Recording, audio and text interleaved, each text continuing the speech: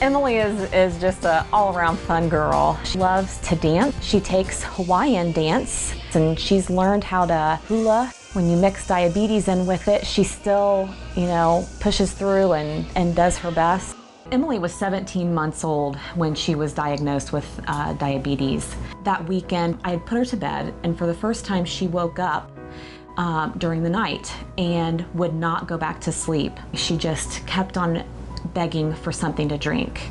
I want milk, I want milk. She kept on telling me. We knew that something was wrong, we just didn't know what was wrong, and we went to the doctor's office. From there, we went on over to Children's, and Children's lab went ahead and drew up her blood work. Her blood sugars were very high, and Dr. Horn called me then on my cell phone while we were there waiting at the hospital, and he said, go ahead and check yourselves into the emergency room. And from there, Children's took over and got her back on the road to recovery. Emily did very well and corrected very quickly, and was then transferred to the floor. And this is where we spend most of our time talking with the family, talking to them about what diabetes is.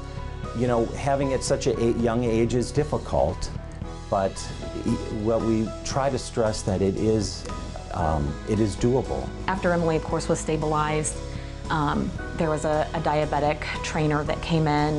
They taught us everything from counting carbohydrates, measuring food, all the math that's involved in just figuring out how much insulin she would need. We now had to learn how to keep our daughter alive. This is my pod, and it takes place of my pancreas, and it'll give insulin to me every time I eat or if I'm high. So Emily now wears the Omnipod, which is a tubeless pump. It just gives her the continuous insulin that she needs. We use the remote to tell the pod to give it to her. Another thing that she wears is actually a Dexcom. It ultimately checks her blood sugar every 5 minutes without finger pokes. And that's a good which number. Is huge. She can be off playing dolls, out riding her bike, and I've got the receiver that will tell me what her blood sugars are, and I don't have to worry. She can go off and be a kid while I can monitor her numbers.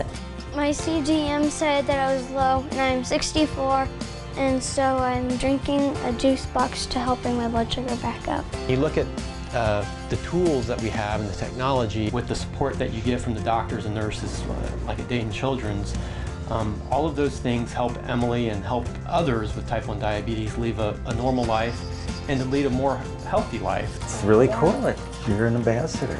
We actually took comfort in the fact that Dr. Breyer has a child with type 1 diabetes as well.